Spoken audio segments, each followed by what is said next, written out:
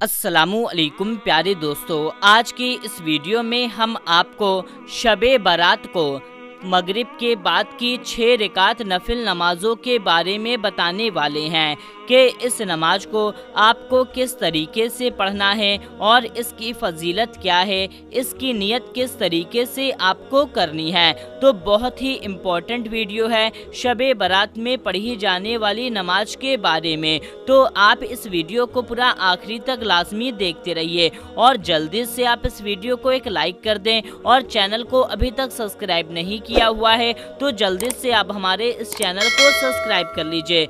मेरे प्यारे दोस्तों, शब बारात को यानी कि इस बार 2024 में 25 फरवरी इत्तवार के दिन जब आप मगरिब की नमाज अदा कर लें, मगरिब की नमाज फ़र्ज व सुन्नत वगैरह पढ़ने के बाद में आपको 6 रकात नफिल नमाज 2-2 रकात करके पढ़नी है।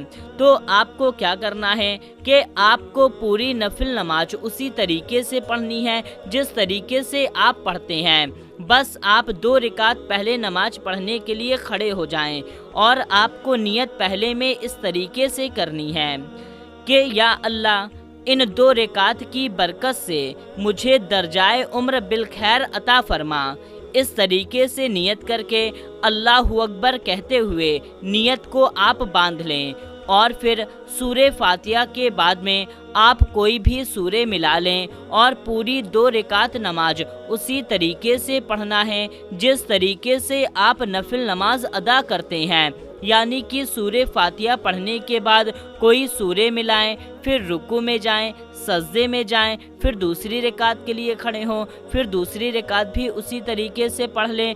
फिर जब आप सलाम फेर लें तो सलाम फेरने के बाद में आपको 21 बार सूरे इखलास पढ़ लेना है। सूरे इखलास कुल्हु वल्लाहु अहद शरीफ 21 बार आपको सूरे इखलास पढ़ लेना है, या तो आप 1 बार सूरे यासीन पढ़ लें। यानी कि 2 रकात नमाज अदा करने के बाद में आपको 21 बार सूरे इखलास पढ़ लेना है, या तो 1 बार सूरे यासीन पढ़ लें। इस तरीके से आपकी 2 रकात मुकम्मल हो गई। अब दूसरी बार खड़े हो जाएं और नियत इस तरीके से करें कि या अल्लाह, इन 2 रकात की बरकत से बलाओं से मेरी हिफाजत फरमा। और फिर आपको 2 रकात नफिल नमाज अदा कर लेनी है जिस तरीके से आप नमाज अदा करते हैं। फिर जब आप सलाम फेर लें तो फिर 21 बार आप सूरे इखलास कुल्हु वल्लाहु अहद शरीफ पढ़ लें, या तो आप 1 बार सूरे यासीन पढ़ लें। ये आपकी 4 रकात नमाज मुकम्मल हो गई।